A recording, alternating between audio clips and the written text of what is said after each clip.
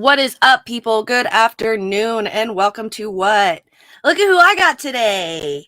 He's not here right now. He's ghosting us. Hey, it's time. I'm right outside your house. I know.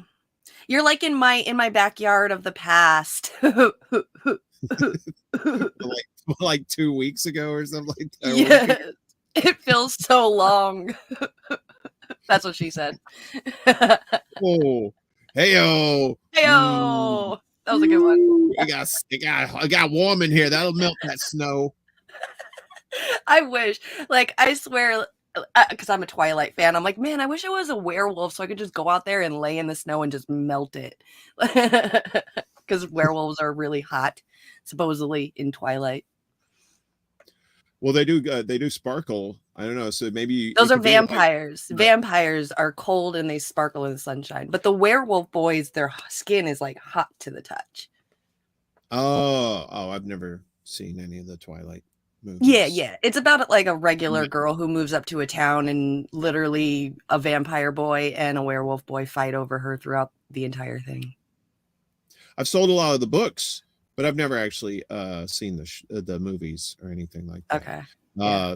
I was going to say the sparkly people, they could just let the sunshine hit them and then it would reflect off the sparklies and melt the snow. That would be good too. Yeah. I mean, maybe we can get the vampires and the werewolves working together instead of hating each other. Get them to melt this snow. I'm down. Yeah. I mean, well, they live up in Washington, so they're probably dealing with way more than we are right now. Yeah, I was going to say, you probably wouldn't get like the actual vampires. You probably get like, cheated out. You probably end up getting like Count Chocula or something like that. He's like, blah, I don't know what to do with the snow, but here's some cereal. 1, 2, 3 inches. It just keeps growing. That's what she said. Oh, if he started off with 1 inch though, woo, I just got out of the pool. It was cold. There's a TikTok where a kid does that. He said something like I don't know what he used as the metaphor for it, but he was asking people like, 3 inches. I got 3 inches done. That's a good size, right? That's a good size, right? Like it's a joke, but like he's like trying to ask, for himself, but he's asking for a friend. Yeah, I'm definitely asking for a friend, not asking for me at all. Not whatsoever. Yep. All right, let's say hi to everybody in the chat. Norman, Keena, Yona. Who else we got? Our brother, what's up? Willie, Rick. Willie, what's up, Willie? Rick, hey, good to see you. Lana X, thank you for coming. And then I see people from 1:03 a.m. So for people in the past, Tech Vahana and Monsa West at 1:41 this morning, thanks for coming onto the stream. I accidentally set the schedule for 1 a.m. instead of 1 p.m. So, yeah, I guess there was a stream going on while I was sleeping last night. Well, I mean, that's a testament to your show, though. If people are showing up at 1 a.m., to see the show, right. You're doing something good. So I know, right? Should I switch my show to 1 a.m. now? Like, y'all get the news at 1 a.m. now. Well, they'll show up. Well, they've already proved it. Tech and Peter and Manson, yeah. So, that's 3 people. You can pretty much can count on. So yeah, exactly. Get my night crew going. Oh man! All right. So, what have you been up to? How have you been? I know, long time no see. What was it like? What's it been like? 36 hours? Yeah. I've seen you. Yep. Last time we talked, we were Space Rangers. Oh, that's right. Yeah, we actually spoke probably about 24 hours ago, something like that. Yeah. So I've been very busy this weekend. I decided to have a content blowout, like they have at the car dealership. It's a blowout. We got to get these Mustangs off the lot, that kind of thing. Up to 50% off, that kind of thing. Mm-hmm. So I've been doing this gaming stream with that game we're playing, No Man's Sky. I started that Friday, and then I had a show Friday night, Mundus Ultra. Then Saturday did another gaming stream. And then we had our show together, Secret Show. Did another stream yesterday for gaming, and then had another Mundus Ultra show. Didn't do a gaming stream today because I wanted to devote 100% of my attention to this fine programming that you have here. But later on at 8 p.m. Eastern, Jose Vega is going to be on Extra Bull Alive. So busy last few days. Good stuff. I know. Love being busy like that. That's the good kind of busy.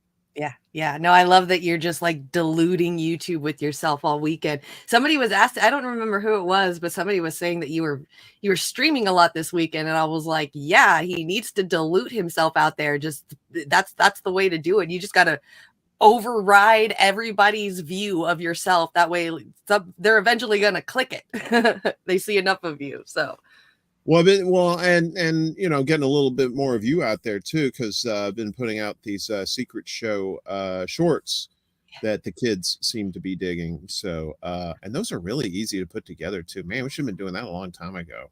Yeah. But I don't know what the kids like these days. Are they still into like Big Wheels and the McDonald's playgrounds? Do they still like that kind of stuff? No. Okay. No. Hey, They Brandy. like TikTok and clothing and shoes and stuff now. TikTok. They're in the timepieces. That's cool. Yeah. I got this grandfather clock that I can't fit in here. You're great. No, it's good to see that, because I was wondering what the older generation thinks of when they hear TikTok, because every time I hear TikTok, I think of that song, that TikTok on the clock. It's a fucking like song from like the mid 2000s that this girl sang, and it always, every time I hear TikTok, I hear that song in my head.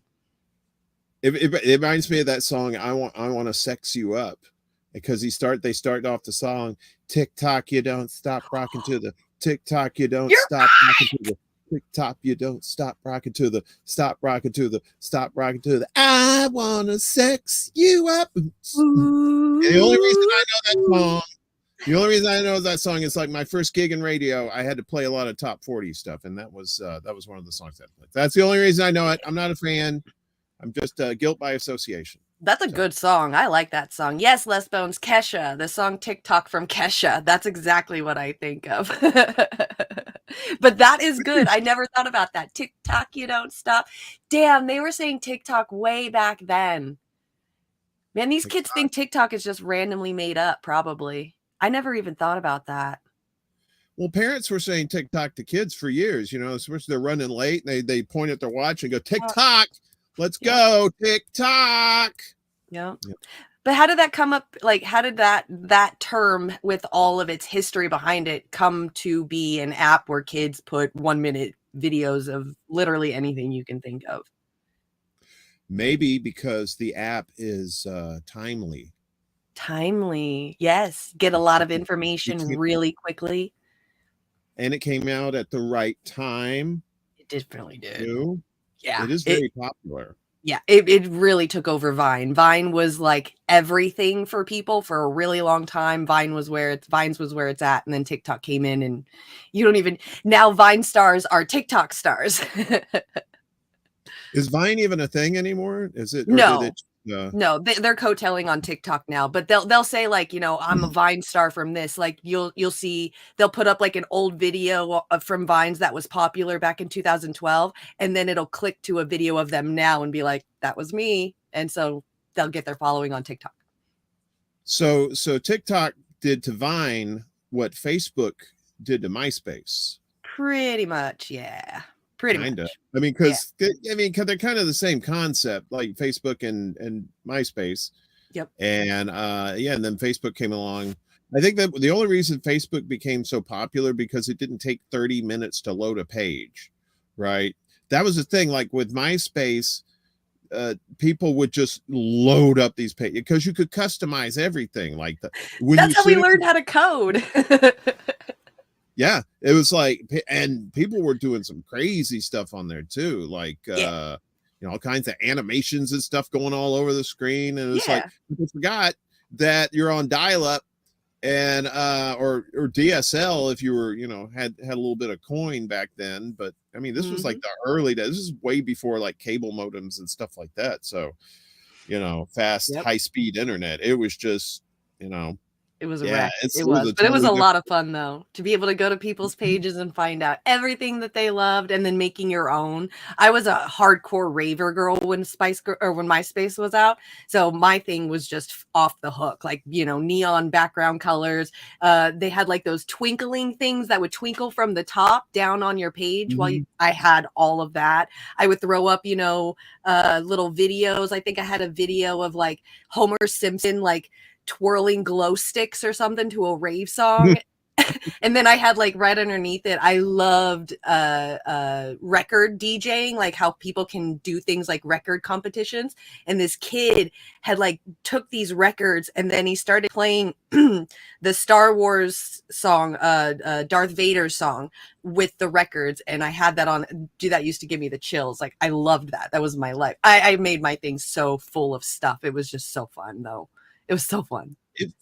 It was really ahead of its time. I mean, if you can imagine being able to do that now, right? Yeah. I mean, I guess you have I mean MySpace is still around, but it's just pretty much predominantly musicians, right? It's all musicians, right? It's kind of like another like you have SoundCloud and Bandcamp and I mean, I know you can sell your music on those places, but I don't know if you could sell your music on MySpace or not. But I went on there probably about a few months ago, and to see if my old account still worked from like 2000, whenever it was, and was no dice. They were like, "Who?"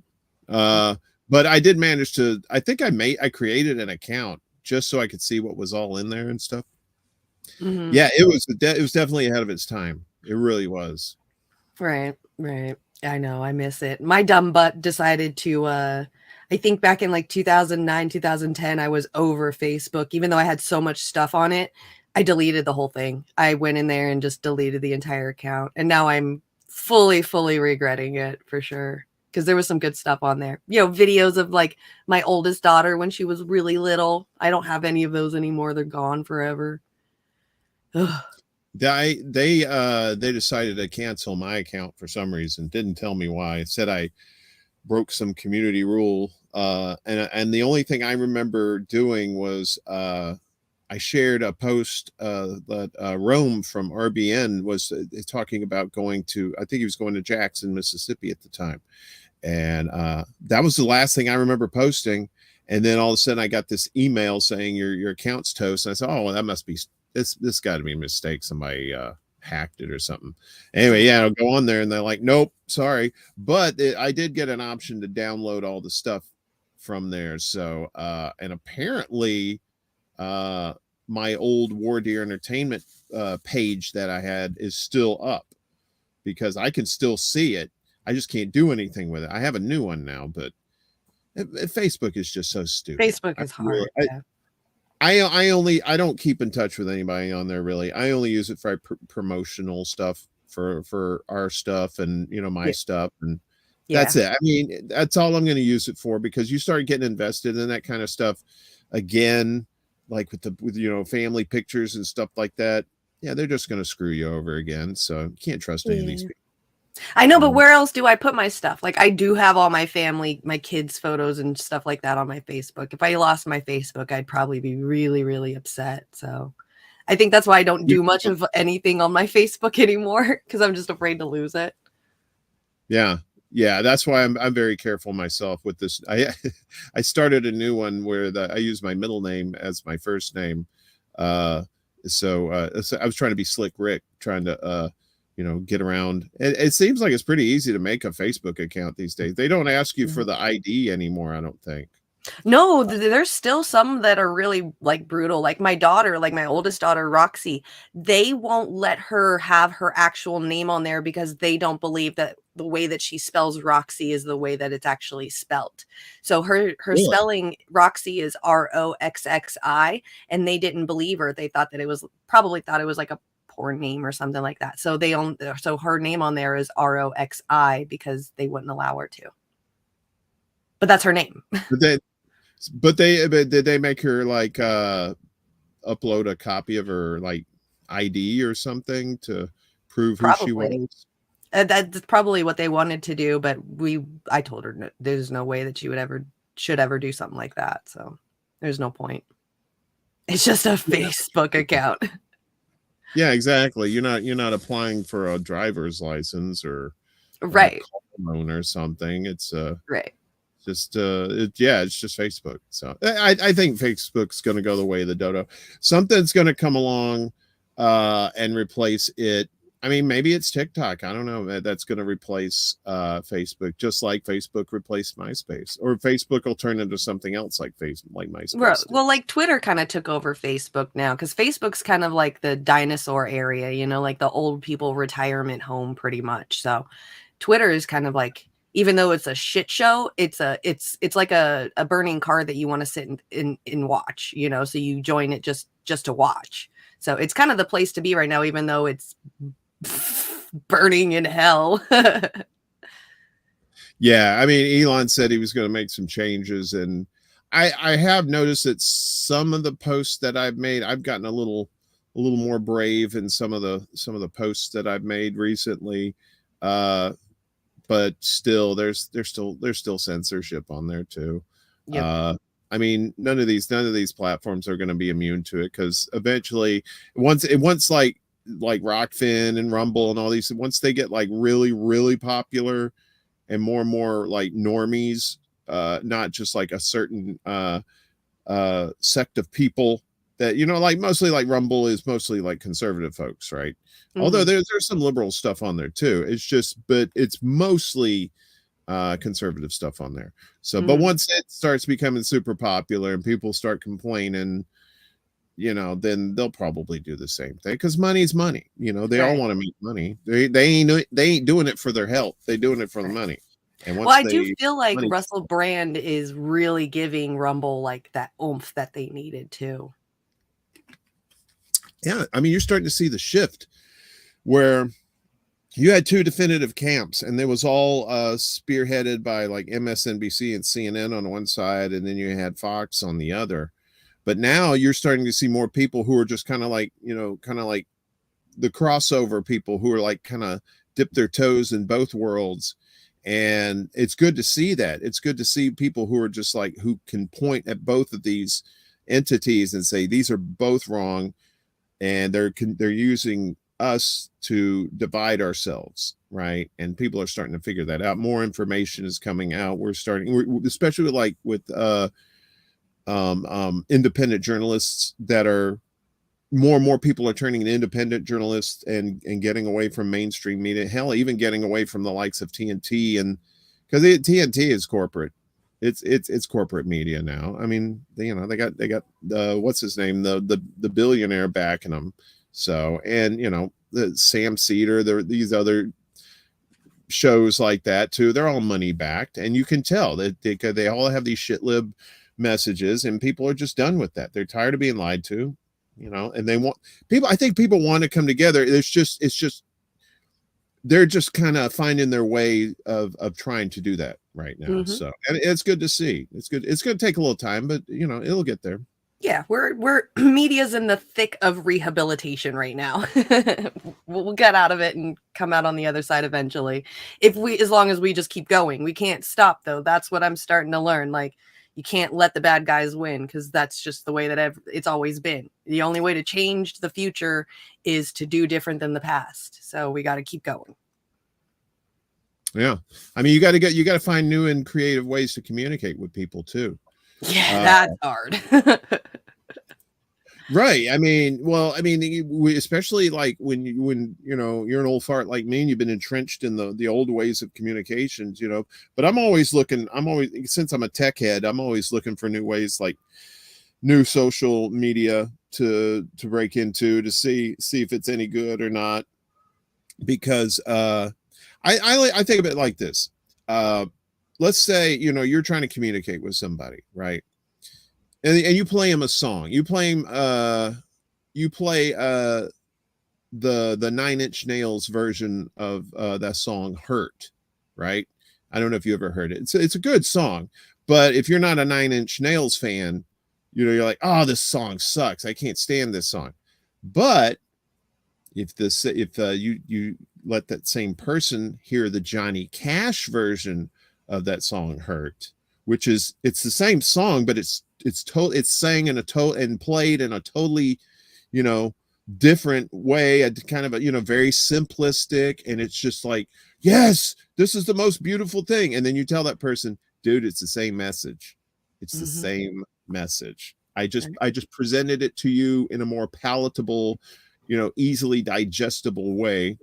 And that's what we got to do. We have to find the thing. Exactly. They know. I guess. Nine Inch Cash. So you have to find ways to tailor the message to where people will want to listen to it. And then once they do that, you'll start building up a little trust with these people. Then they'll start listening a little more, and then it snowballs, and finally you got somebody on your side, and you just keep doing that with everybody else. Like it takes time, but I think that's what you have to do. You just have to find that resonance between people, so that they will not only listen to what you have to say, but actually think about it and, right. just digest it, take it in. Right. Yeah. Take it in. Exactly. That's a really good way of explaining it. I never thought about it like that, in that metaphor of, it's showing a different example in a real world of a example of doing something that we can't figure out a solution for. But that's amazing. I never even thought about that. Yeah.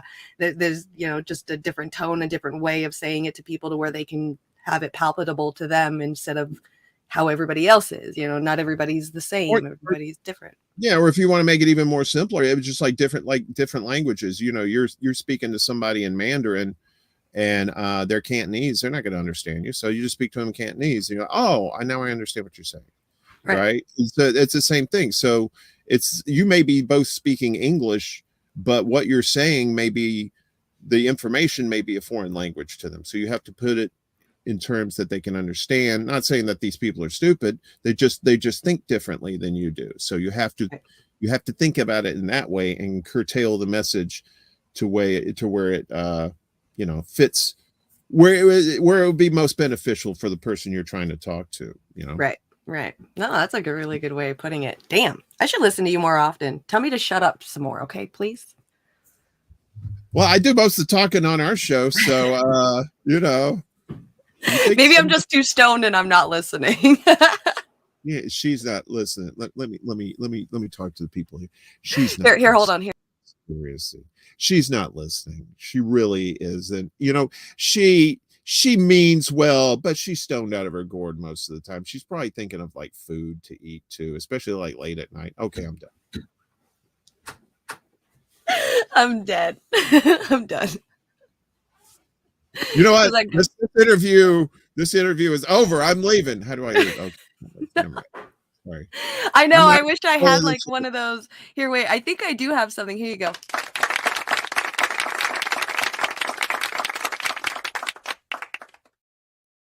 What the hell? I got some. I just never used them. I'm so not used to being hands free. I have my I still have my keyboard in my lap because it's that's just what is it, muscle memory? Mm-hmm. So okay, I can put this away. I don't have to do anything. I'm a guest. Did you think you were pushing buttons right now?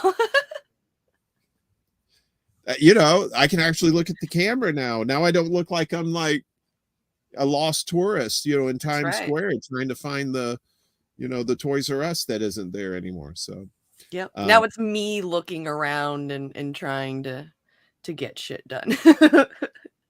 Well, you're not a sadomasochist like I am. I'm my shit. I'm like, I use this and I use OBS and I got all these other things going on here, and I'm looking around, I got chats over here.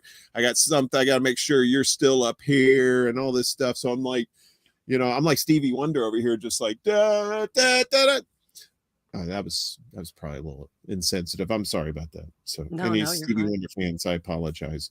So, but yeah, so that used to be okay. Ed Now it wants is. to know if you've got the alternate cam hooked up.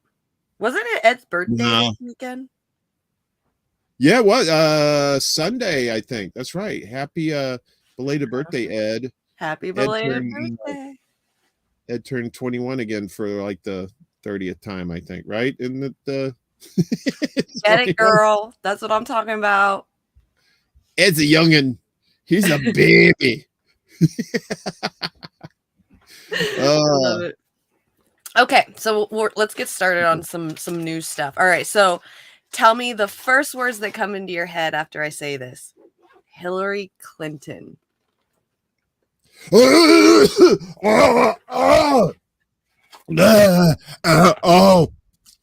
get that taste out of my mouth.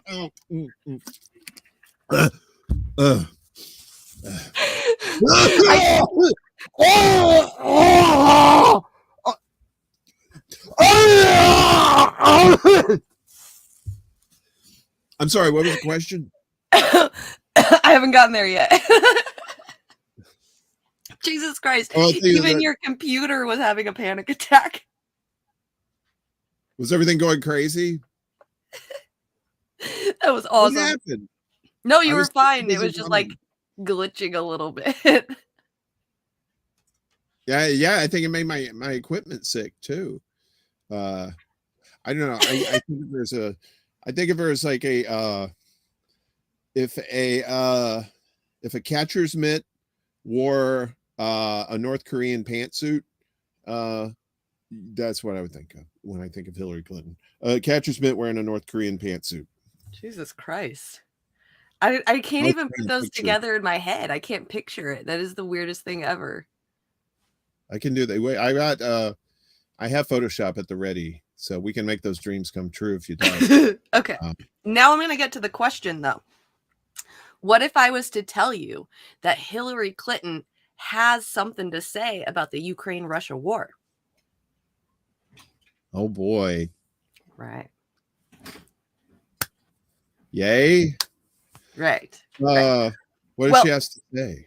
Well, what I said last night after I saw this, I said, why can't you go back into the hole that you crawled out of? But that was a good one, too. So, February 25th. I'm all right. What? All right. I think I pulled a muscle. So I do it for the art, people. Sorry, Rick. I blew his ears out. So see, I told you. That was some projectile vomiting. Sorry.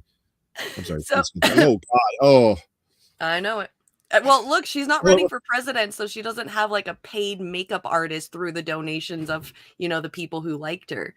So this is how she looks now. It's like if sadness was personified. That's what she looks like.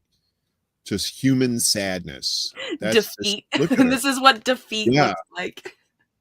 Yeah, she looks like they just pulled her out of the lake after she'd been in there for like 3 days. Right. So, right. Like a dead sturgeon. So she called on the aides of Putin to stop him. So she wants people who work in Russia to stop their leader from invading Ukraine. All right, here we go. This is what she said. Ultimately, the people closest to Putin, those who have to deal with him, those who he's keeping at the end of 40-foot tables while he issues bizarre orders, they're the ones who need to act. They need to act for the good of Russia.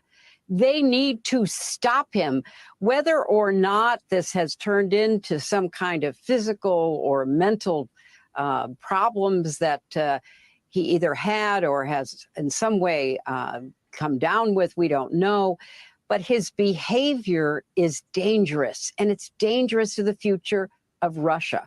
So my hope is that the people who are watching him, those who get close enough to see in person his behavior, which is so erratic, that they can try to prevent him from doing things that will not only be tragic for Ukraine, but tragic for Russia too.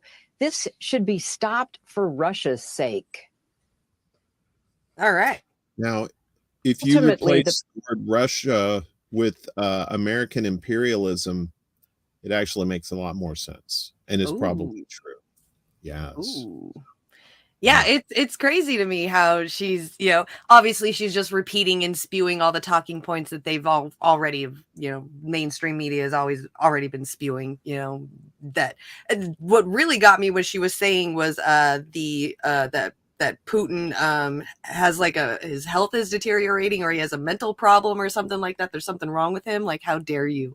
Like, how dare you question his mental stability just because you want us to continue this war? This is insane. Mm-hmm. Absolutely insane. While our own president here right now literally only sounds good on a microphone when they've knocked him up with a bunch of drugs right before. Otherwise, he's calling people Jack and saying, you know, the thing, and, you know, all that stuff. So didn't he what was it there was somebody asked him about why didn't he go to East Palestine, and he said he was just incoherent. He said something about Zoom, and then he said it's like that song, who's zooming who. I was like, what? Jesus. Bringing up an Aretha Franklin song from the 80s. What is the hell? Yep. What is wrong with you? Yep. Yeah, that's our president. Yep. And Yona, I agree. This is what I was screaming at myself last night when I was watching this, is like, you're going to sit there and say that Putin is dangerous while you are known to a lot of people as the woman who came back from Libya and in an interview and said, we came, we saw, he died, and then started laughing. Like, who's dangerous? Who's more dangerous than who? Like, well, it's like we always talk about the American propaganda is so good that they have the American government has managed to convince most of its people that Chinese and Russian propaganda are really good, right? So so when she's, you know, of course, you know, see where she's at. She's on MSNBC, so she's the preacher preaching to the choir. You know, she's trying to rally the troops to make sure that you know, that because there is the support for Ukraine in this conflict is going down. The percentage numbers are going down. I think maybe it's like maybe around 40%, something like that now. I think, I don't know, I could be wrong, but I know it's dropped, right? So they got to get, you know, catcher's mitt cheerleaders like her on there to say, you know, well, you know, don't forget Putin's a bad guy, you know, and if you're real close to him, you know, maybe you could do a little something for us, you know, just kind of, you know, I'm not saying do anything violent. I'm just saying, you know, if you're close, just like, you know, give him a little something, maybe put a little something in a dinner there, and I'm dying, you know, that kind of thing. So they say he's sick, and they say he's crazy, and he's losing his mind and stuff. And it's like, it's all deflection. It's like when you're talking about a world leader who's losing his mind, you know, who's sick, and it's like, first thing I think of is Biden. That's the very first person, because he shows it every day. At least Putin, when he's on TV, he looks like he's in sound mind, whereas Biden looks like he just pooped his pants. And the way he's walking around, like, oh, there's another one. Oh boy, I better get to the bathroom. Too late.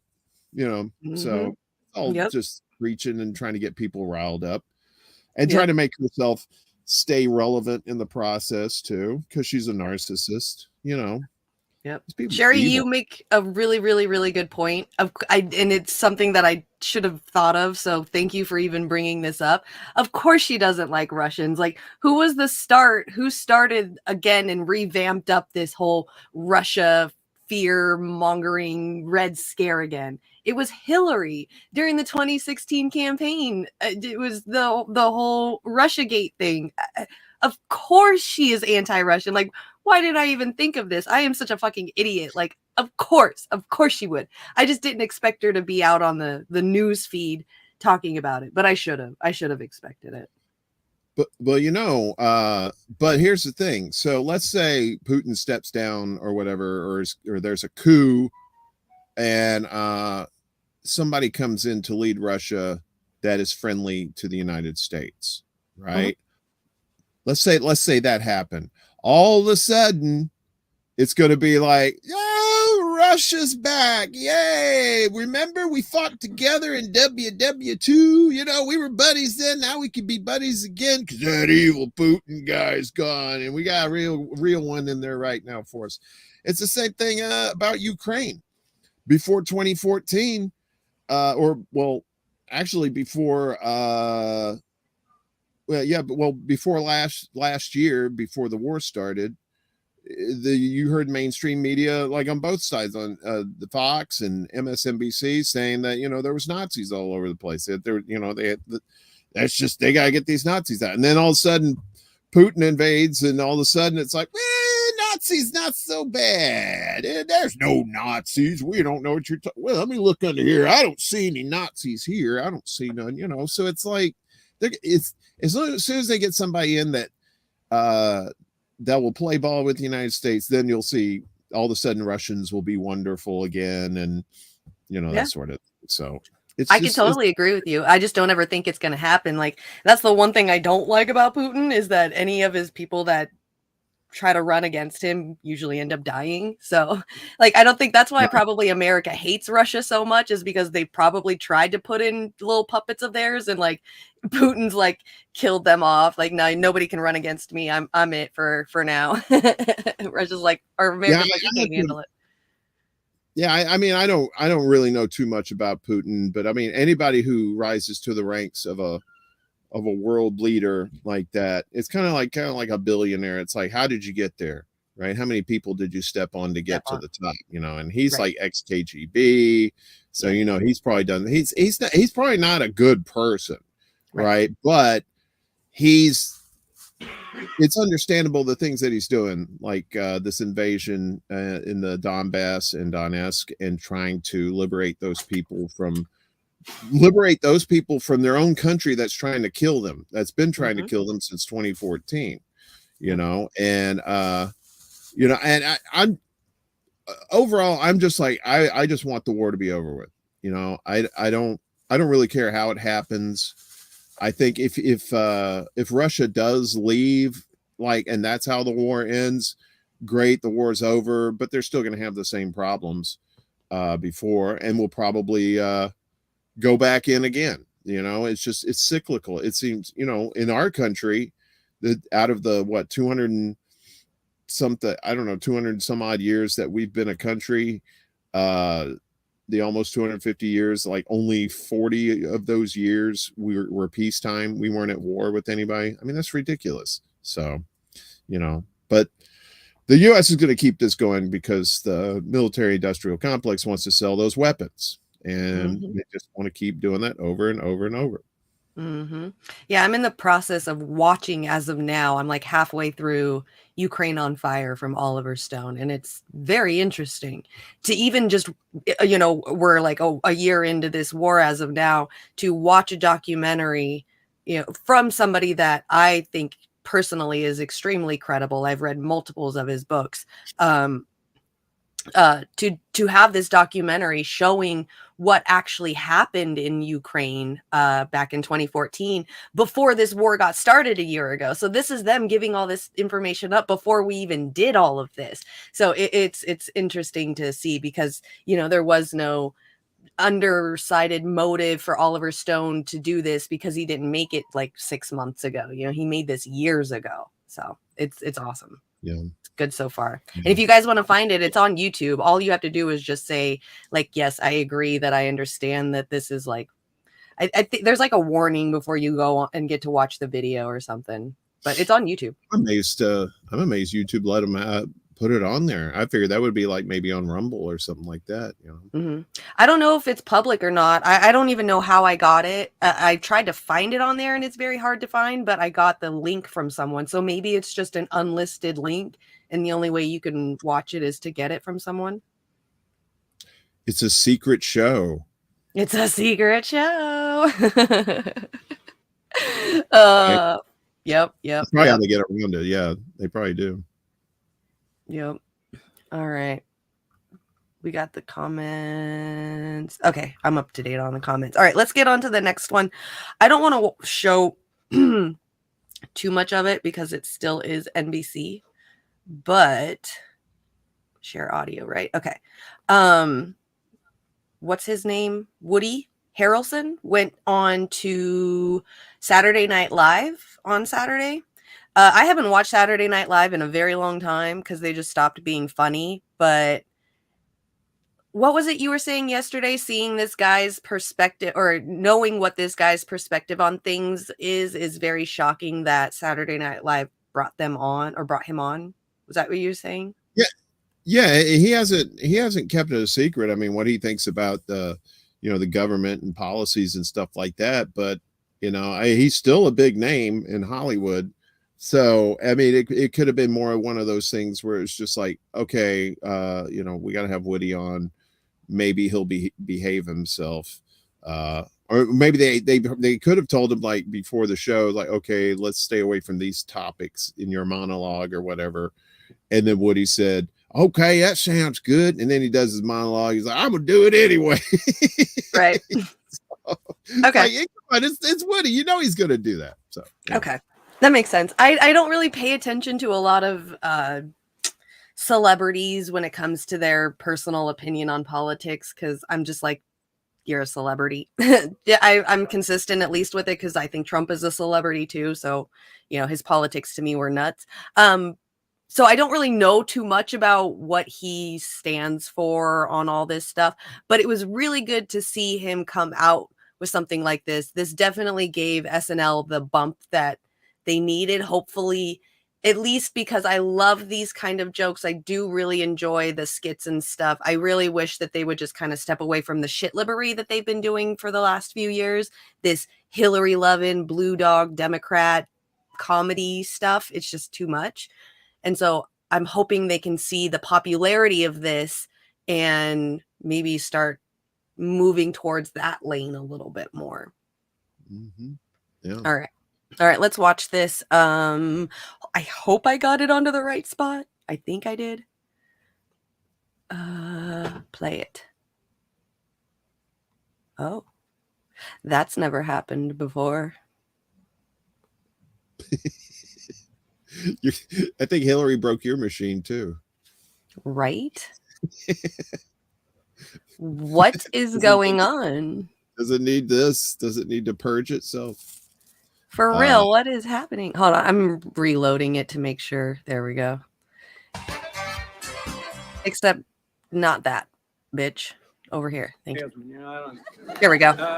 Where was I? Yeah, okay. No, so 3 years. Really quick before we start, this shit was, you guys go watch this if you guys can on like Twitter or whatever, where you can find it, because the whole like first probably about 5 minutes of this is him trying to start a story about some script he was writing, and then him going to the park, and he keeps like going off and talking about smoking a joint, but he keeps like trailing off where it takes him almost 5 minutes to talk about this, because I'm pretty sure he's fucking stoned through this, which is great because I think that this is all. I literally watched this whole thing and I could pay attention to everything he says because I was stoned when I was listening to this. So when he'd start trailing off and then go back, I'm just like, oh yeah, I can follow this. Like, I know how this goes. And then he was like, he stopped really quickly. He was like, what was I talking about? Oh yeah, the script. And I was like, oh yeah, that's right. We're back on the script writing thing. So I was following along perfectly with this. This was all right. But okay, so here we go. I just wanted to talk about that part because I thought that was really cool. But here's the bomb drop. Years ago, Central Park, Sunday morning, the Lord's Day. Battle going on in here. I'm just saying that I am many different things. Anarchist, Marxist, ethical, hedonist, non-discriminatory, empath, epistemological, deconstructionist, Texan. Those words are absolutely amazing. I heard that yesterday and I was like, every word of those I love. I love all those words. Those words are nice. I don't know how to the mention, non-discriminatory empath. Yeah, the non-discriminatory empath was my favorite. That was my favorite too. I've never used that before. I just use empath, but I'm like, I'm not just a regular empath, but I like that one. That one was good. But back to the tree in Central Park and that script. Put yourselves in my place. Lay the curve of your neck against the roots of the tree. What kind of tree was it? I mean, what kind of trees they have in Central Park? Oh yeah, it was a palm tree. So, I'm gonna sound like a blonde bimbo. There's no palm trees in Central Park, right? Not in New York Central Park. Maybe in a Florida Central Park. Okay. I've never seen any palm trees. That's what I was wondering too. I was like, there's no palm trees in New York, right? Like, because I'm in California, so they're everywhere here. So I'm, sometimes you just grow up thinking that, that's where trees are. They're in America. So I just had to ask just to be safe. I had to ask. the biggest drug cartels in the world get together and buy up all the media and all the politicians and force all the people in the world to stay locked in their homes. And people can only come out if they take the cartel's drugs and keep taking them over and over. I threw the script away. I mean, who is going to believe that crazy idea, being forced to do drugs? I do that voluntarily all day long. Anyway. So that's the little thing. So he was talking about a script that he was gonna do, or he was reading about a story that he was offered a part in, and then that's the storyline. So this drug cartel owns the media and the politicians, and they tell everybody to stay home and just do these drugs, and that was the joke of it, like him saying, that nobody would believe that, nobody would do that, and then this actually happened. I can't talk too much about it because YouTube and shit, but it was really interesting because he said pharmaceutical companies too. Yeah. He probably couldn't have got away with that maybe a year or two ago, because that he probably would have got pulled off the air. Because right. But now that more information has come out that a lot of the things that we were told were either lies or just flat out wrong and are provable now, it's safer for folks like that to come out. And I don't know if he's been saying this the whole time, but just not doing it on like live platforms like SNL, but it's good that people are starting to come out and feels a little more emboldened to call out a lot of this BS that was going on too. And a lot of us were saying this the whole time, and of course we're called anti-vaxxers and eating horse paste and all this garbage. And it's like, why wasn't vitamin D and all this other stuff that's cheap to make, but also helps with these viruses, why wasn't that promoted? They still haven't answered that question. So and what does that do? If you think about it, you're told all this stuff and you have a pretty critical thinking mind, right? You just don't take things at face value. You're going to hear stuff like that. Well, why are they telling me this? Why are they saying this? Why are they doing this? Oh, because they're trying to shepherd us down this one path that they want us all to go to. And who benefits from that? And of course, Big Pharma, and they benefit in a big way. And they have like billions and billions of dollars. So and good on Woody, for doing that. He's always been a big advocate for that. Peter in the chat says, was talking about Woody was a badass during the Iraq War. He spoke at American Friends Service Committee, the Quakers. He's an expert on Korean War, uncovered massive body count war crimes there. He did this documentary back in the early 2000s called Grass, where he it's about the history of marijuana coming into the United States, and then the subsequent war on drugs, which was just a fiasco too. So I think more and more people are starting to be not as afraid of telling the truth anymore for fear of being canceled or God knows what. And that's good. I hope more and more people speak up like him. Yeah, you're right. Speaking of a guy that's saying things that I don't know if he should be saying it, but definitely what at least people in the Twitter world, and what he's saying is that what should be said is the what is it, creator of Dilbert? Is that what it's called? Dilbert? Oh yeah, this the thumb head guy. He has it's like a thumb with glasses. Yeah. So this person even put it right here. The Carolina Patriot said, so Scott Adams just said the quiet part out loud. There's a percentage who's driven past the racist narrative I respect more than most, but that something's got to change. People calling him racist, but the video speaks for itself. He says he's tired of the violence against white people. And this is what, some people are believing right now too. There's the I think there's like this YouTube video out right now, this kid, and he's talking about like the breakdown of the white people or the white mental illness or the white man or something like that. And it's getting a lot of attention right now. And I think this is a very interesting conversation that people are having now that at least he is really starting to come out with, or came out with his opinion. So we'll we'll see what he has to say. I'm not interested, or I'm interested. Wait, hold on. Sorry. Question authority. Most importantly, ask them what toppings they want on their pizza. Okay. I thought it was going to be something serious. I started reading it. Oh, that was good. Ed, you got me sidetracked. That was awesome. All right. Thank you. Okay. Ed always got to get that pizza dig in there. He's always working that pizza angle. That's right. He's good like that. That's right. Pizza's good. I mean, I do love some pizza. So, all right. Nearly half of all blacks are not okay with white people, according to this poll. Not according to me. According to this poll, that's a hate group. That's a hate group, and I don't want to have anything to do with them. And I would say, based on the current way things are going, the best advice I would give to white people is to get the hell away from black people.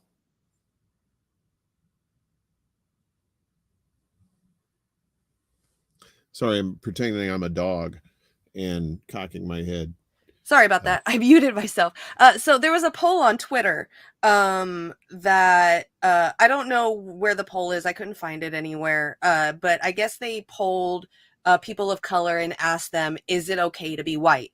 53% said yes and 47% said no. And so this is his reaction video to, I guess, seeing that poll. I mean, I'm pretty sure there's, his entire life experience and experiences in life led him up to probably, like this perfect storm of thinking something like this. But it's really interesting that a poll on Twitter, it could only, it could be 100 people polled. It could have been 1,000 people polled.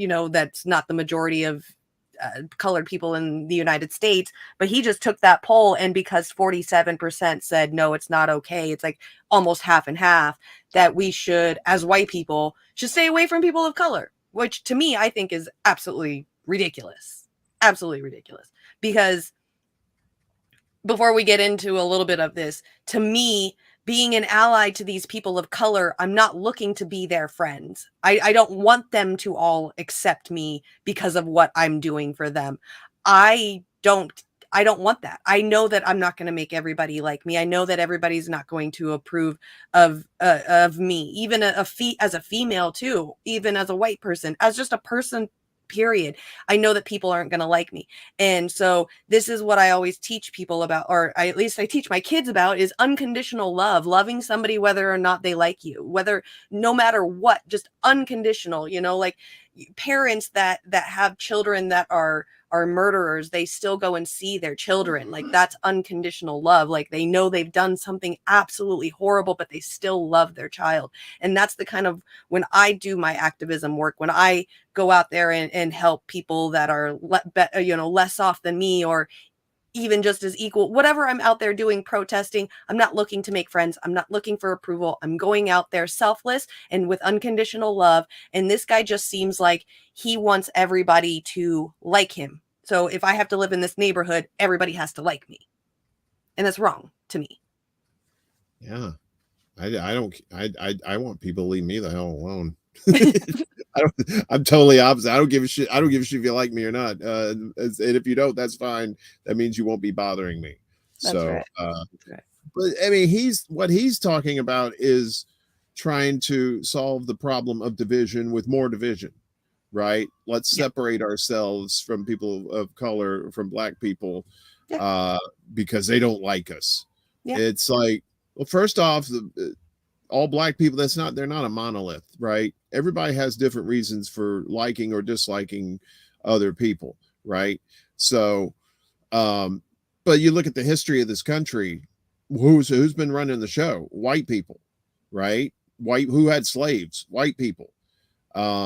Yes, you could say in Africa there were black slaveholders too, but in America it was predominantly, or pretty much all white people. So you have that history of white oppression that's lasted until today. And Willie said something about this in the chat about it's not about the color, it's about capitalism. And you have to keep people divided in order for capitalism to work. You have to make people understand their place in society, right? So take white people, for example. You have white people who have money or who are in power, or both. They have both. And then you have the poor whites who are used as pawns by the rich whites to basically, they say, well, if I do what these rich whites do, then I'll be a powerful billionaire myself. And it's like, no, that's not how it works, dude. But there's that ignorance there. And I'm not saying stupidity. I'm saying there's an ignorance, ignoring what really is going on. So to say that, we should, because like almost half of people in a Twitter poll don't like white people, we should go ahead and in the real world separate ourselves from them. That's just ridiculous. Right.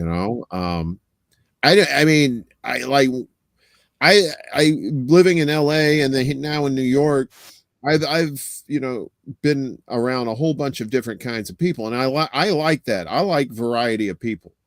I don't like being like, I would be the worst KKK guy on the planet. First off, I don't really like messing with fire too much, so I couldn't burn stuff. Second, the robes and stuff would really chafe my skin because I got kind of sensitive skin, like pretty much like around this area. So, but mostly I'm not a fucking racist who wants to murder people because of the color of their skin. So, and that's the thing. White people aren't a monolith either. There's all kinds of white folks who are just like, we're allies. Or some of us are racist, and some of us just don't give a shit, just want to do whatever to make money, so I mean, I think what he said is just I can understand maybe somebody getting the point of what he's saying, but it's just, I think that's just wrong. You don't solve division with more division, because that's how the elites keep their power, is keeping all of us divided up in our little camps, our little cults, our little cliques, or whatever color we are. And it's just ridiculous.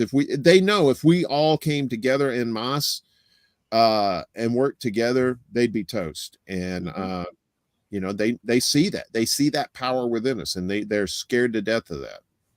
Well, that's asking white people to take accountability. So that's never going to happen.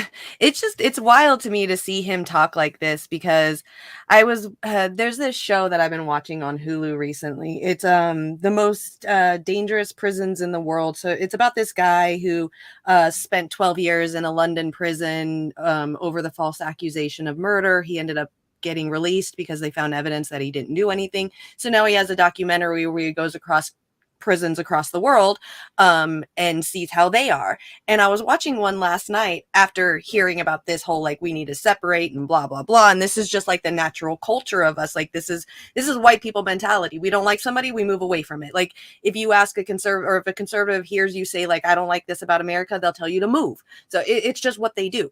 And so watching this last night, there's a prison in Manila, is it Manila? Duarte, President Duarte, the president that was doing the war on drugs, absolutely loved Trump, told the thing on the podium where he said, if you have to kill these drug dealers and drug users on the street, then do it. Right. I don't know if you remember all that. Well, the prison is overpopulated, and a little bit more than half of the percentage of this population in prison is for drug offenses. And so this prison can hold about 1,200 people. There's about 5,000 to 6,000 people in here, and there's about one guard to every 400 to 500 people. And so because there's such little guards, the people in the jail themselves, because they know that what they did is not that big of a deal, it's just drugs, using drugs or whatever, that they have made it in their jail to where they hold themselves accountable. So once you get into that prison, you get met with you would consider them like the top gang leaders in prison, but they teach you how to be respectful and stuff. Like, I guess 2 months before the guy went in there was this huge fight between two gang rivals. One of the gang rivals killed two of the other gang people. And so he went and talked to the two gang people about it. And both of them even said, like, the spat is over. We talked it out. They're going to deal with the people and handle the people however they seem fit. And we're going to take care of the bodies. We've, raised up enough money to give the family money to bury the people that died in our area. And that's it. There's no more fighting. They've taken accountability for it, and they live together peacefully, like all together. They've all figured out in their own culture, being stuck in prison with no freedom, a way to get along all together in this overcrowded area. And it's just like, to me, it's like, we're free. We're like one of the freest, most richest countries in the world, and we can't even figure that out in our own culture. We're just everybody's divided in some small way, shape, form, or fashion. And it's people like this that keep it going because they think they don't like us, so let's just go away. Yeah, it's the easiest thing to do is pack up and leave, Right. But some people can't leave, and when they're not able to do that, they find a way to, you may not be like friends with everybody, but at least you find a way to get along to where you're not killing each other. So, but it's all about control. It's about controlling people, and race is used, economic status is used. All these things are used to control people and keep people divided. I know we was talking about yesterday on Mundus Ultra, I was talking about, well, how could people like build all these tunnels underneath the airport? I said, well, there's the same thing like at Area 51. It's all compartmentalization, right? So that's what they want to do with society, is compartmentalize us to where we're not talking to the other groups. We're all in our own little separate little bubbles and safe places, and then we don't all get together and stop the bullshit what's going on. That's why you don't see anybody out in the streets hardly, and when you do see them in the streets, that's when they bring out the military equipment and come after you. So they use that fear to control people too. Like, don't come out here and protest because you're going to see these cops come after you like you are like John Dillinger or some shit, and you're because that's the police aren't for us, it's for the elites. That's their private security. So, and we pay for it. Isn't that nice? So nice. I'm loving it. I love it for us. Yeah, I'm here for it. Let's finish watching. Just get the fuck if away. you go to a cop and say, look, I pay your salary, they'll be like, you don't. Not really. Right. You can, you do, but I still don't have to listen to you. And it's just like, it's very frustrating.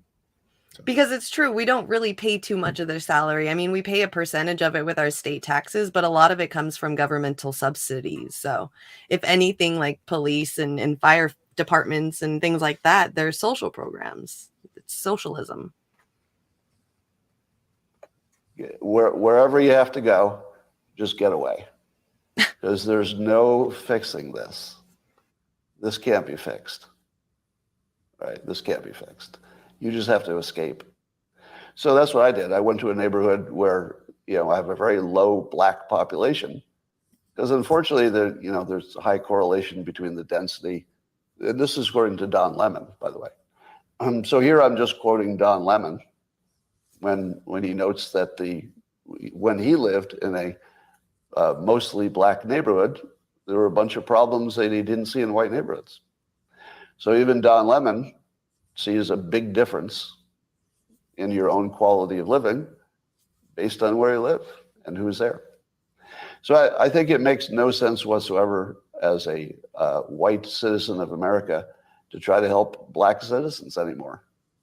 It doesn't make sense. It's no longer a rational impulse.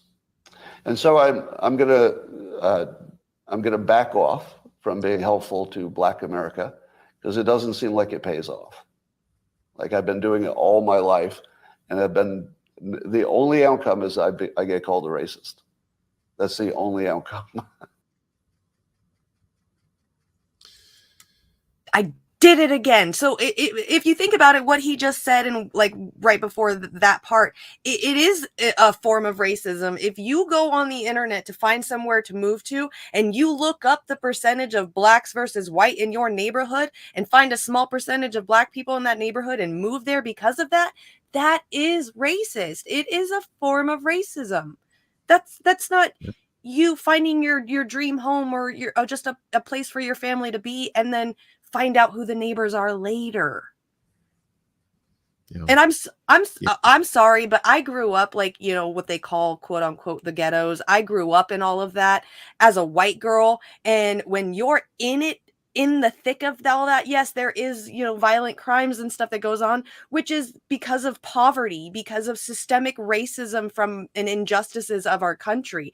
But if you as a white person are living in that, at least in my experience, living in that with them, they protect you. They're friends with you. They hang out with you if you're nice to them and you're if you're just a regular person. You know, you don't want to go up to somebody and be like, "Oh, let me touch your hair." Like, you don't do that weird white people shit. Just stop all the weird white people cringy shit and just be a normal fucking person. And then these people are going to like you. You act like this, and of course 47% on a poll is going to say it's not okay to be white because you act like this.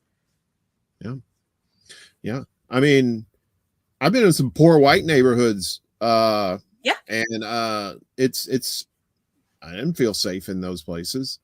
It's not because the poor people are equals crime, but crime is linked to the economy. If you got a shit economy, people's not making enough money. Of course, they're gonna be like, well, I can make more money selling drugs, or I can make more money doing this on the black market than some regular ass job where it's just they're going to pay nothing, no benefits, and they're going to berate me and make me feel like like nothing. So so people are like the Don Lemon thing is it that he said, oh, I saw a difference in black communities than I did white. It's like, well, who else got the fucking money? It's the white people. Yeah, there ain't that many black people in this country that are like billionaires. Or I mean, there are, but that's compared to how many white like millionaires and billionaires there are. Come on, it's not even close. So to use that example of Don Lemon going into first off, using Don Lemon for any sort of like example is just you're gonna turn off just a lot of people because Don Lemon's a piece of shit. I'm sorry, Don Lemon is just like a gross human being. He's all part of that mainstream media bullshit, just always lying, so that's probably why they didn't get along with him in those neighborhoods, because they said, oh, look, it's that lying motherfucker on TV. Fuck that guy, so once you go to the rich neighborhoods that you cater to, and then they'll accept you, that sort of thing. So well, and that's the problem with the thinking of a lot of these white men, older white men, or even just regular, the white man mentality is they, from what I've always heard from these white men is, I'm not a racist. I didn't own a slave. I didn't do anything to these people. So why are they treating me like this? And it's it's kind of like how with the Ukraine and Russia war thing is like you only see up to a certain point. So these people are only seeing their lifetime and not realizing that the people of color, this Black community is, yeah, we haven't had slavery in many, many years, but the systemic injustice that has been coming along with it, the generational poverty, like Lana was just saying, that's all a form of a slave type. So if anything, yeah, we don't have, quote unquote, real slaves. In prison we do, which most Black people are overly arrested more than white people. So how I just don't understand, like these people of color, these communities are still living with all this injustice in generational poverty, and just like a tiny little half step above slavery. And we as white people look at them like, well, I didn't do anything to you, but it doesn't have to be us specifically. It's just what, the power that has been held over, and we are a part of that. We might think, even me, I grew up poor, but I know that at least, I had food on the table and I was able to go to school and get get an education and stuff.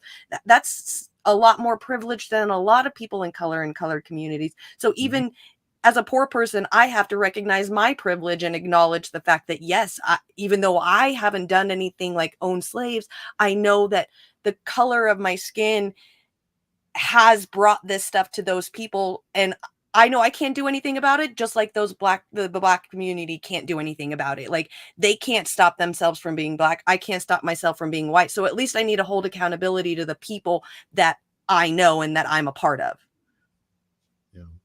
Well, I mean, what he's talking about here, he's talking about he's blaming the people when really we should be blaming the system. Right. This is all systematic, and this has been in place for generation after generation after generation. It's not until the last generation that comes along that finally says, look, I've had enough. We need to change things, across the board. We need to look. That's the thing. It's like people say, oh, well, it takes time. It's incremental and stuff. It's like, okay, well, yeah, it takes time and it's incremental, but you still need to actually start the process, right? You can't just wave it away and say, oh, well, it's not doable because we're not doing it. It's like, well, you're not doing it because you hadn't started doing it yet. Once you're actually serious about starting to do it, then you might actually see it, and we need to educate more and more people that this isn't about the divisions between us with whether it's color or financial. It's about the system that's dividing us. It's about the haves and the have-nots, and more like the people who are in control of things, and who are in control of things. It's predominantly white people, and that's a fact. So it's like. But not a lot of people will say that. Oh no, it's nothing like that. It's this, that, and the other. It's like, no, it's when you got a shitty economy, you're gonna have a lot of crime. That's just history, right? So it's just people need to be more educated about that stuff. So. Yeah.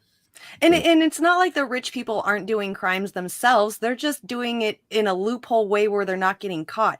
Even just taking it to the smallest thing. You think some like little rich girls in Hollywood aren't going over to the mall and stealing sunglasses in a store? Come on now. Like it's happening everywhere. It's just rich people are getting away with it a lot more. That's all. Lana in the chat says, she said, let me just say slavery was not abolished incrementally. Lincoln wiped it out in one proclamation. Right. Well, legally he wiped it out, but have we really abolished slavery in this country? Didn't it just turn into another form? Didn't we prison just system. impose? Yeah, I mean the prison system, draft. Poor people who are indentured to these companies in order to put food on the table. I mean. Yeah, the slavery of Black people was legally over with the stroke of a pen, but that didn't mean it ended per se. It just devolved into something else, or it just because that human greed is always going to be there. As long as humans walk this earth, there's always going to be greedy ass motherfuckers. And as long as there's greedy ass motherfuckers, they're going to cut corners and they're going to find a way to screw over people so they don't have to pay them and enrich themselves as much as possible. So, and that's systematic, you know, and we have to change all that. We have to make some big changes that a lot of people aren't comfortable with. And Willie even says too, great job, Willie. Death penalty is an ongoing continuation of lynching, which absolutely is. Yeah, well, look at the cops too. Like, I was watching Chicago Corner the other night, and they were talking to this mayoral candidate, and they said, and the guy was saying something about, well, you know, you're not in a cop situation. You don't understand what a cop does. It's like, well, I don't have to be in his situation. I just have to see the results of what happened. And what are the results of what's happening with cops is it's the vast majority of people being harassed, hurt, murdered are people of color. And who runs the cops? The cities. And who runs the cities? The elites, right? The ones who run everything else. And that's, once again, that's systematic. So it's a way of control. It's like the old whether they say that the police were originally the people that tracked down runaway slaves. That's how they, and then they became like the police for everybody. You know, and that mentality is still there. You know, the cops have these humongous egos and the power trip. You know, and it's all about control. It's about controlling people. And you know, and they grow up with these ideas put into their head. Like, I think Jimmy Dore said this. He said, like, cops are either bullies or they were bullied before they became cops. Like, anybody that's a good cop will get booted out. They'll be made to want to leave, and that's why you don't have good cops in there. And that's why I say all cops are bad, because if you're a quote good cop and you're letting other cops commit crimes, what the fuck kind of cop are you, right? So that's why they say silence is violence. Hypocrisy. Yeah, silence is violence. A lot of hypocrisy too. And we need to air that out too. People need to know that. Absolutely. All right, let's continue watching this, because we got a little bit longer to go with him, because he did an interview right afterwards, I think yesterday, on a show. So let's finish this. It makes no sense to help Black Americans if you're white. It's over. Don't even think it's worth trying. Totally not trying. Okay. So that's it for that one. So he went on to a show called, what is it? Hotep Jesus. Now this is really long. I only want to bring out a couple of little parts in here, because they clip it up pretty decently on here with the little title things right here throughout the whole thing. So this is where they are talking about so the topic of this little section is called career maximization. Now, obviously, he's talking to him. Hotep Jesus is talking to him about his statement. Hotep Jesus, from what I've gotten off of this, is a conservative commentator. So he's definitely, I think he's also was a Trump supporter. So it's two conservatives talking together. I think this also gives him a free space to be able to talk however he wants to talk. So then we get to hear him with kind of no filter a little bit. I have the world clarification. Clarification is this. I'm opposed to any form of discrimination against individuals. You know, not your neighbor, not the person applying for a job. You know, marry who you want, date who you want, friends who you want. I have no opinion on that, except everybody should be treated as individuals, period. And from a constitutional legal sense, everybody has to be treated the same, period. So those things I think everybody agrees on. Yeah. The second thing I said that was controversial, and I think some of the context got lost, is that if you're not in a constitutional legal sense and you're not talking to an individual, then for career maximization or life maximization, you might want to avoid people you think have a bad opinion of you. I'll give you some examples. If a man said to me, I've got a job offer, 2 places. One of them, it's a lot of men work there and I'm a man. And then another one, where it seems like all the executives are women. So I got a suspicion that they wouldn't want to promote a man. So they asked my opinion. What would I say? I say, well, you don't know what all those women think, and certainly you shouldn't judge all of the women at this company by that pattern. But if your intuition is that they might not favor you as much as this other company, I would go where the discrimination worked in my favor. Here's another example. So if you're a little bit confused on this, what he's doing is using this career choices as an example of him saying, to not, for white people to not be around black people anymore. So he's using the example of, if you're a man and you go apply for this business, but this business is higher ups are all females, for career maximization that you as a man is never going to rise in ranks at this business because you can already see that it's full of women, which I think this is a ridiculous simile metaphor for what he was trying to say. But this is kind of what he's trying to use his example as, is career maximization. Example. If a young black person came to me and said, give me some life advice, I would say, don't go where you have the lowest risk, the lowest chance of succeeding. Go where you have the best chance. The best chance at the moment is you stay in school and try to get a job at a big Fortune 500 company that's trying to balance out their diversity. A very good goal. But that would put you at the top of the list, and you would automatically be, above all the white people applying for the same job if you have, similar qualifications. In the real world, people tend to have similar qualifications. I think people imagine that you can really tell who the good employee is going to be. Like, if you've ever hired, you can't do that. Nobody really knows. Like, within a similar band, you just don't know. So you're kind of guessing. Anyway, so that would be, which is kind of what he's doing by, he's kind of guessing by literally taking his opinion from a poll off of Twitter, where a black person should go where they have the biggest career advantage, which is, they would be discriminated in a positive way.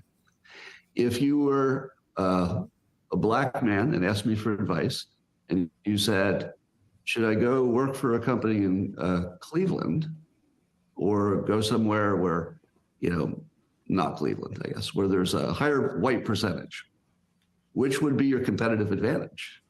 If you go to Cleveland, it's 53% black, the city is. So let's say you work for a company in Cleveland, presumably you would be competing against a lot of other black people with similar qualifications. But if you go to another place where there are fewer black people applying for the same jobs, you go to the top of the white pile automatically, because diversity is something every company wants, and they should. Right? I'm in favor of this. By the way, I'm in favor of, and have always been in favor of, which totally denounces his exact example, or what he was saying about in the previous video, is saying that, if you're white, don't go around black people because they don't like you. But he was saying, what if, this company doesn't like you as a personal human being, even though it's all white. So you figure because diversity is king, that he's going to get to the top of this, list to rank up higher because he's the only person of color in that. Well, what if they don't like you as a person? Then what? It totally negates. Like, if you're going to tell, colors to stay away from each other, then why are you going to tell a person that he needs to go to a prominently white business so that way he can rank up higher because he'd be the only person of color there? Yeah. Totally just go for it. It's you just kind of like went against what he said before. Yeah. But he's talking about I think when he was talking at first, when he said he was talking about societal, but he's talking about gaming, gaming the system, right? Because this is the system we're living in right now. But that's why we have to change the system, because the system is incredibly unfair to people of color, even though, like he said, there are instances where, some places they put diversity over everything else, so they don't really care about the quality of the candidate. They care about the color of their skin, which is like kind of like racism in itself. But that's why, like, when I do job interviews or like I fill out job applications, whatever, and they ask me what my race is, I put down there I'd rather not say, because not that if I put down white that I think they're going to reject me. It's none of their fucking business. It shouldn't matter my skin color when it comes to the job. You should look at my resume, look at my experience, right? My resume doesn't say if I'm white or black or whatever. My experience tells me what kind of a person I am as far as a worker, like what I know how to do, my skills, that sort of thing, even education, or what kind of education I've had on there, their training. So that's the things that should matter. And he's saying like, well, because it seems to me he's talking about just gaming the system, and right. Like I said, you got to change the system. That's the only thing we could do. Mm-hmm. Right. And of course, gaming the system, fine. That's totally cool. If that's, how you want to work it, succeed, make that moolah, baby. I'm totally cool. It's just funny to hear him completely negate his facts from the previous video by saying that exactly. Okay. So this next part on here, the section I have, the title of the little section is called Bubble Bursting. I'll probably remember what he's talking about in here. I think this is where he just starts thinking that he's speaking facts and stuff. So I think we'll see. What I want to touch on and really dive into is the bubble bursting. I want to say thank you, first of all, for bursting that bubble. I try to burst that bubble all the time. I try to be that bridge between the two bubbles. And what I've always said is the left is very good at keeping Black people in their bubble. For example, instead of hearing the nuance, and we talked about nuance, maybe we want to dive into that a little bit. But instead of looking at the nuance of the conversation, they'll just say, Trump's racist, stay away, right? Or, for example, here's a good example. Capitalism versus socialism. In the meetings, they'll say capitalism is a white supremacy machination. Therefore, just stay away from it because white people created it. You see what I'm saying? That doesn't sound like good advice. It doesn't sound good advice at all, right? But my point is, they use a stench. They throw a stench on the right-wing bubble, so you just stay away. You never even look in that bubble. Yeah, good point. You know what I'm saying? Like you don't even want to explore over there. So they make it seem so dank and like just terrible that like you don't even want to be on that side of Twitter. And then they mobilize the Black liberals so that if I have this conversation with you, I'm canceled. I'm no longer even Black American. I hate Black people because I had the conversation with you. Yeah, you're an apologist for something, right? Yeah. So everybody's an apologist. Right. So that's how they keep Black people in this bubble. So we can't, let's say you were a nice white nationalist. I can't even have a conversation with you, right? And I'm going to give you two instances. Actually, I'll just give one to be on the safe side. Marcus Garvey met with the KKK and came to an agreement, right? So this has some precedence of Black people meeting with white groups. So assuming you were, there is a precedent. Hold on. I may have to question your analogy for a moment.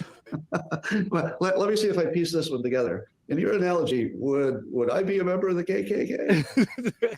Assuming you were a white nationalist. Want to reword that a little bit? Right, but we know you're not. All right, I got your point. Yeah, we know you're not. But assuming you were, what's wrong with that conversation? Why wouldn't I, based upon the precedent that Marcus Mosiah Garvey, right, founder of Black Star Line, extradited because of the snitch W.E.B. Du Bois, NAACP, had him thrown in jail and extradited. Just a little bit of fun fact there. But it's that bubble that they've keeping Black people in. And I think that's the biggest threat to the race conversation, is that they don't allow the conversation to happen. And that's how the left wins. I absolutely agree with that. And I think what you and I are doing today is, I think you had some insights that people would not have heard before. I'm positive that the things I said are getting to an audience that would never have heard me before. And the part that nobody... So I might have found the wrong part. I don't know. But I think this is actually a really good thing to bring up, like minus the fact that what he's saying, we need to separate ourselves, because I'm pretty sure Hope Tet Jesus wouldn't believe him or wouldn't agree with him on separating selves based off of color. But I do kind of agree that the left kind of keeps people in their bubble and doesn't allow more nuanced, bigger conversations to be had if those people want to have those conversations. I think you agree with me because we're independent media, and we agree that we're willing to talk to anybody. That way everybody can come to an agreement. We can all see things at the same time, because it's not us versus us. It's us versus the rich and the powerful. And this is kind of the thing that, yeah, the Republicans are bad, of course, but the left isn't very off from that. They're content, if anything, they kind of insinuate and help push it. It's just more behind the scenes and you don't see it. So I think that, there is bits and pieces of the left that are going a little too far with things and keeping people in their bubbles and not allowing conversations to be had. Yeah, I mean, that's true. I mean, they're just as guilty as Republicans doing that too. I mean, although Republicans don't like ban you from talking to people, but they'll, if you do talk to somebody and you bring up that conversation with another conservative, a lot of times they're like, well, I don't want to hear that, Yeah. And these two talking about capitalism, they both have money. So Exactly. of course they're gonna praise, like, oh, well, they're gonna bash capitalism. It's like, well, you're not a victim of capitalism. You both seem to be doing pretty well there. I see Hotep's like, he's got the Master Focus, the Men of Order, the Syscoin. He's getting plenty of sponsorships. And I'm pretty sure he's making a pretty decent amount for this show. And of course, he's been drawing cartoons forever and has made like a fortune off of those too. Yep. So when you start making all that money like that, you start being detached from what's going on with everybody else in society. You don't know what it's like to be poor anymore. You may say, oh, I remember back then. And it's, oh, okay, well, that was back then. You're not poor today. You're not feeling the effects of capitalism in a negative way today, so them bringing that up was just kind of like ridiculous. But overall, Right. He was correct when he said like the left will. I mean, the Rage Against the War Machine event was a perfect example of like, oh, we can't have rallies with those people. They're just like these disgusting people. It's like, you're missing the whole point. We're not, this rally isn't about the differences you have with these people. It's the rally is about the thing you have in common with these people is to stop the war, right? But they separate people like that because that's in a way that's their form of power in their clique to control. Like even in the left spaces, even in the small tiny YouTube, Twitter spaces, there's people trying to control their people in these spaces, and it's ridiculous. It's very funny too when people point it out too. It's just ridiculous.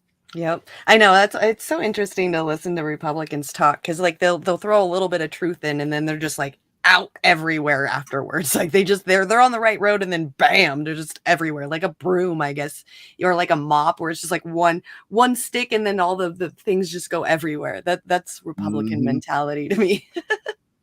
But if you go to a poor person down south, don't mention capitalism, don't mention the words capitalism or socialism, but you describe the ideal economic and social situation that you want to achieve, and you start telling them about the tenets of socialism or communism, but don't mention those two words, right?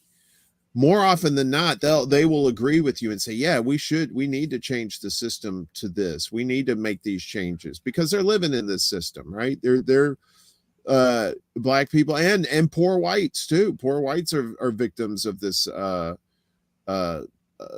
system that we're in. Granted, not to the extent that people of color are, because they may be white and poor, but they're still white and there's still that white privilege. But like it goes back to what we were talking about, communicating with people. If you go throwing like these labels out at people are just gonna like, get out of here, I don't want to listen to that. But you start talking about the root of it, the meat of what you're trying to explain to them, a lot of times they'll listen. And especially if you're coming from a place of sincerity and they know you're not talking down to them or you're not trying to convert them to some sort of ideology or something. You're just explaining them the ills of the society and the things that we need to fix in society and how those make sense. A lot of times people will listen and go, yeah, that does make sense. So we definitely need to work on our communication skills for sure. Definitely. Big time. Big time. Nothing is stopping you from creating a commune or starting a co-op. I would love to start a commune. Absolutely. Definitely would have to have a good chunk of money for land and farm stuff. And, that way you can support yourself. And I would love to go maybe one day find a commune to see. My only fear of looking in communes is getting into one and then finding out it's a cult after you're already in.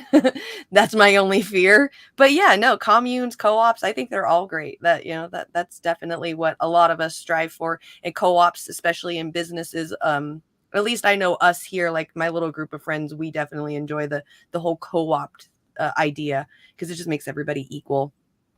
So definitely. Yeah, that would be my dream job is to be in a co-op, doing a job that I like to do with other people that like to do the job too, and we're all equal. We all make the decisions, and we all share in the bounty that comes from it too. That's the way it should be, but it isn't, because people are easily controlled these days, and when you have greedy people who know this, they will do everything in their power to try to use those tactics to control you, so that they don't have to share with the other students, as it were. So they keep all the crayons to themselves. Instead, and then they keep all the crayons to themselves, and they make this one little shitty picture that nobody likes. Meanwhile, you got artists out here who could use those crayons and make something beautiful, and and it's not happening. So maybe it will someday. All right. Peter said, honest question. He says, the new left made a deal with corporations and banks. If the woke gets DEI, CRT, and trans stuff in exchange, the transnational corporations can do business as usual in 2010. I don't think so. I think that the transnational corporations are doing business as usual, no matter whether or not we get CRT and trans stuff. I don't think that has anything to do together, right? Yeah, I mean, it really just depends on the situation too. Like who's which political party is in power too, and even those things tend to be just temporary until the new regime comes along and changes everything. Because that's the thing. They both, this duopoly likes change for us, especially if it's something that's benefiting us, and they have to change that, because we can't make them too happy, so we have to change that. But ironically, it's like they don't like change themselves because they don't want to change the system, but they do want to change you, and they want to change your mind. They want to make sure that they steer you in their right direction. Yeah. So absolutely. All right, we'll get into the last one and then we'll be done for the day. So if you guys know the new Republican, what is it? The Republican, is it the Senate majority or the congressional majority? Senate majority, yes. Because it was McCarthy. He's the House. House. Okay, House. Yeah, that's right. House leader. Okay. So his district, he is a representative of a place called Bakersfield out here in California. It's pretty much Kern County. It's a pretty big district. It's more than just Bakersfield, but it's pretty much like the main area that people know about. So this is a month old, the trailer is, but I do believe it is out, or it is coming out soon on Hulu. It's a documentary called Killing County. Midas Touch and Colin Kaepernick got together to make this, to talk about the county, the district that the new McCarthy is a representative of. Now, I'm not sure if they made this beforehand or not, before he became the leader, because they just released this on January 25th. But this is insane. I mean, I grew up out there, so I kind of know what it's like up there, but just to see even more of it, because I've only lived out there a little bit. I visited a lot out there. I never actually really lived there for a long time to feel what the city is like, So This is Midas Touch co-founder, executive producer. This true crime thriller with Colin Kaepernick for Hulu, exposing the shocking corruption, crime, and cover-up in Kevin McCarthy's district in Bakersfield. Welcome to Killing County. And this is the trailer for it. The most powerful projects I've ever been involved with. 911, what is your emergency? I'm hearing all kinds of gunshots down the street from my house. I had never known Bakersfield to be a violent place. That changed pretty quickly. I came here looking for something. I knew the homicide rate in Bakersfield was high. I didn't really know what that meant until I got here. I'm not trying to be nobody. 2 people are dead and a BPD officer is in the hospital following an early morning shooting at a Southwest Bakersfield hotel. I have not, Lana. I want to see that. In a shootout. Is the sound off? The cops on the cops. Walk the streets, Bakersfield. The deadliest law enforcement you're saying in the nonsense. country Okay. per capita. The highest rate of officer-involved deaths anywhere in the country. This is where the story takes a very bizarre turn. And as you start unraveling the layers, you start to see that there's more than just a couple bad officers. He had collected drugs and then sold for his own gain.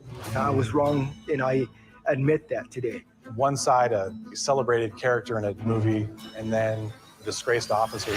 I began to not only bend the rules, I began to cross the line. How many of you listen and judge me? You don't have to experience what I experienced to really understand that there's a problem here. The man is dead. These cops have no reason to do this to this man. They're not supposed to be judge, jury, and executioner. You don't know me, but you don't I never thought in my wildest dream that it was my son laying there on the sidewalk, murdered. My brother was an amazing person. He was so full of life. He had amazing kids, and sorry. Police department killed my dad. They shot my son 7 times. Well, who holds these people accountable? Guess what? They met their match. As you walk the streets, Bakersfield. Crazy, huh? Yeah. That's how many towns around the country are going through the same thing like Bakersfield's going through. Yep. You know, and it's not just the big cities either, it's the small towns too. Yeah. You know, mm-hmm. It's a fucking nightmare with these cops. Mm-hmm. Yeah, they're everywhere. And it's just it was crazy to me. I mean, obviously, like you just said, I've seen it all over the country, but now we've got, the leader of the house, his own country has, that was crazy to see that one cop actually sitting there admitting to what he had done. I mean, obviously he probably got arrested for it and caught. That's why he's admitting to it. But it was crazy. Like, you don't really get to hear very often the police admitting it themselves that they took the drugs from the station and then went out and resold it for his own benefit to people. So usually those are like jokes that we say that we think are true, but hearing him from the horse's mouth is kind of cool. Yeah. I mean, even though, he's convicted and he doesn't have anything else left to lose anymore. So, and the truth comes out. That's the only way you're going to get truth out of those cops too. Right. But it goes back to like the economics of a place. When the economy is bad enough, it's going to drive up the crime, and then of course that gives these cops this feeling of carte blanche to do whatever they want. And because what happens to them, right? They have this immunity; they can't be sued. And if they are sued, then who pays for the payouts, the lawsuit payouts? It ain't the cops. So they're emboldened by that. And then these idiots like Biden and McCarthy, they'll both say, well, we just got, instead of defunding the police or changing the way police handle things like social situations and stuff like that, and dividing it up into letting cops handle the hard crime and letting social services handle everything else, they just throw more money at them. Here in New York, that's we have a cop running the city, Eric Adams, and what do? They just keep throwing more money into the police budget, and for what? They ain't solving any crimes. It's the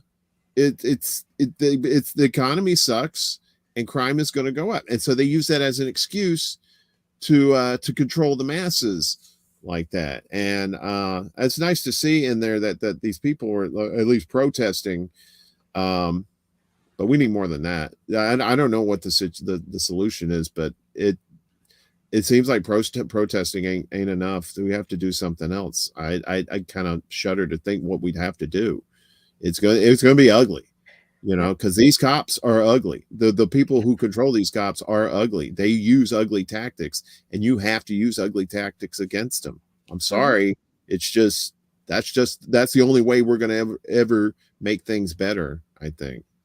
Yep, absolutely. And then these companies pay off the police officers too. Like down in LA, I know that the Scientology pays the police, and so they can get away with literally everything down there in Scientology buildings.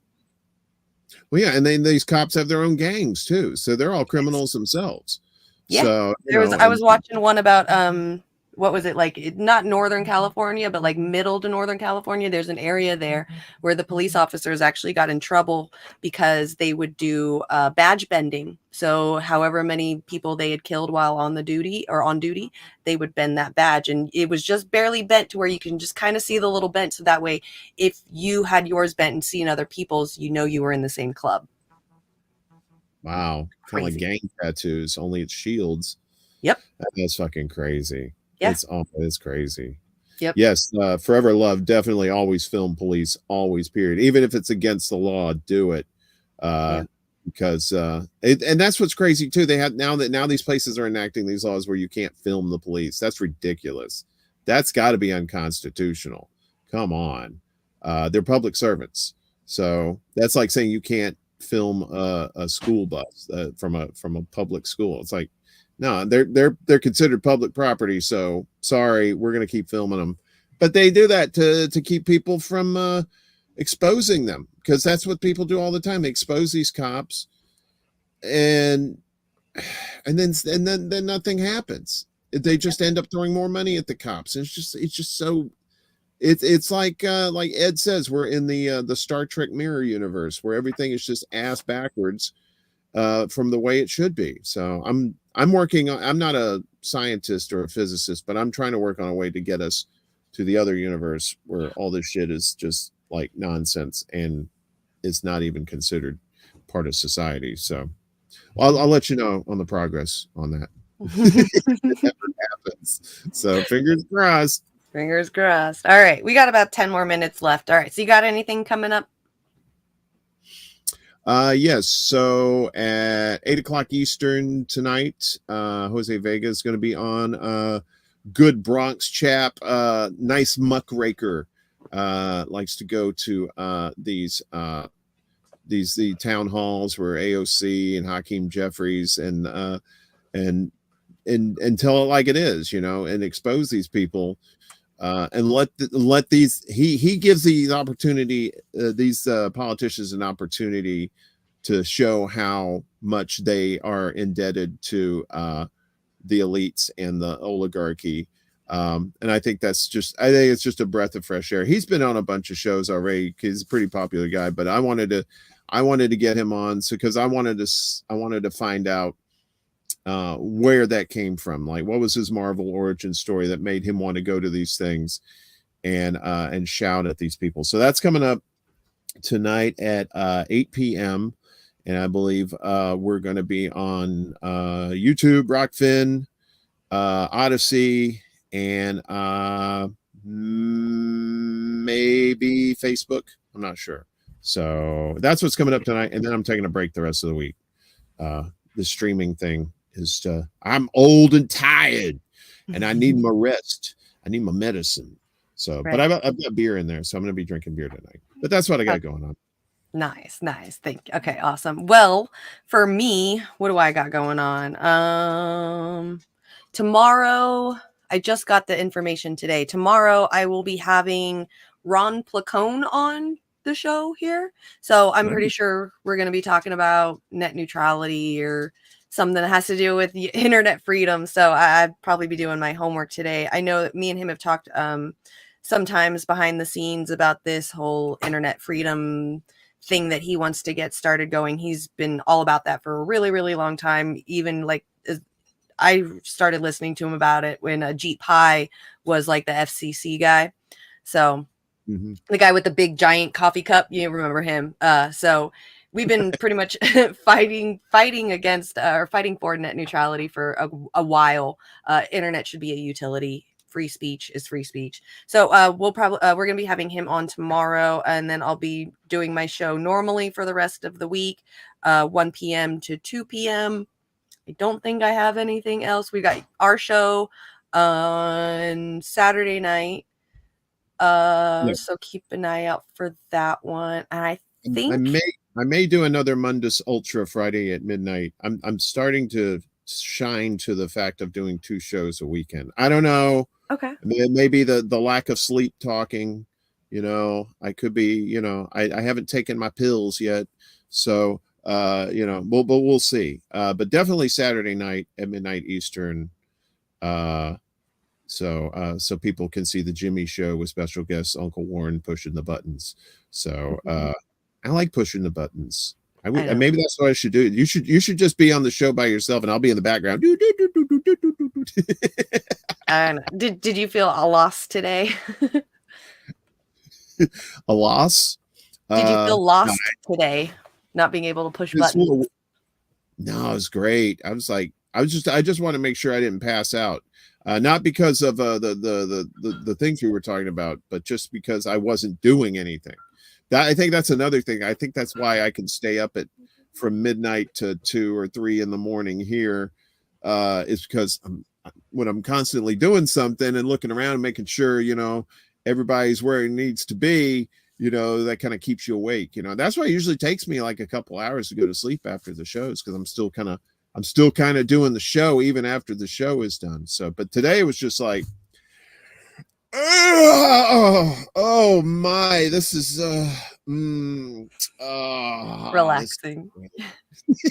Yeah, it was fun. Thanks for having me on. Oh, good. Well, I'm glad you like it. I really I enjoy pushing buttons too. So like whenever I'm on your show, I'm just always like, that's why I'm always looking at the chat or something, because it gives my fingers something to do. Heyo. Heyo. So I don't know why I said that. That was nice. I was going somewhere where I was like, nah, don't go there. That's right. No, I know what you mean. So it's fun. You know, you're like the little person behind the curtain making all the magic happen. That's right. It's a lot of fun. Peter. Much love to you. And thank you, Tech. Thank you guys. Thank you all for coming to the show today. Rick, Norman, Peter, Tech, Forever Love. A lot of you are new names.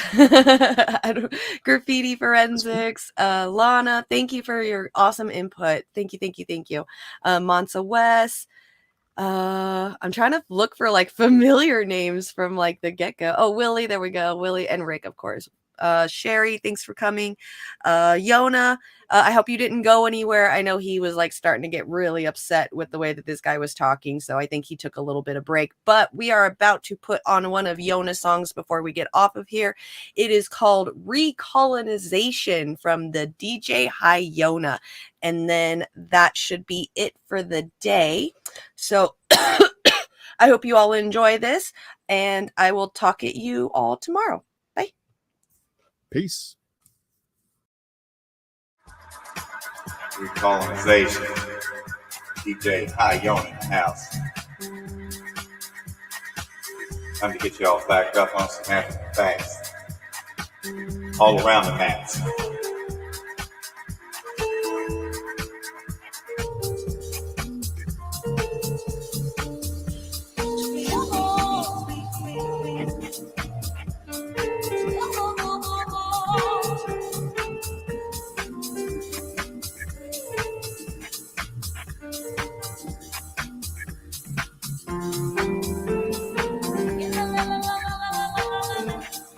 Mineral exploitation and recolonization across the African nations.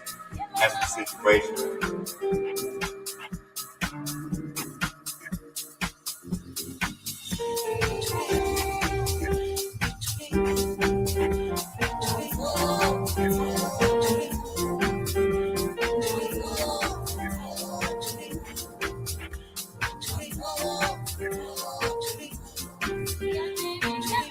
lay down facts, burgers and rail tracks to the nearest mines, making new lines, profit mines, and it's all the design. Call it Belt Road Initiative, call it what you want, France to China, everybody getting in on the best book. Recolonization of the African nations, mineral exploitation, ain't no exaltation, ain't no salvation. Just recolonization.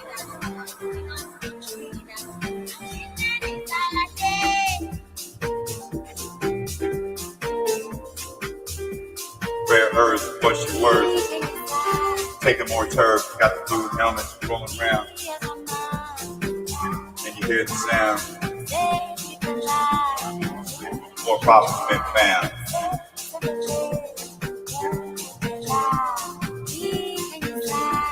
Oil exploration, mineral exploitation, recolonization of all the African nations.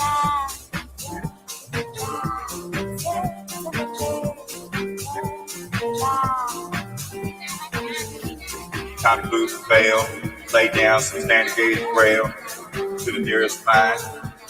More minerals to find.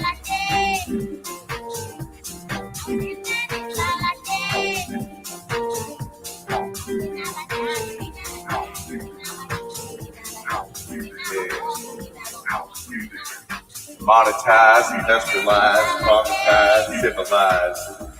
Don't you realize, realize? Just recolonization of the African nation.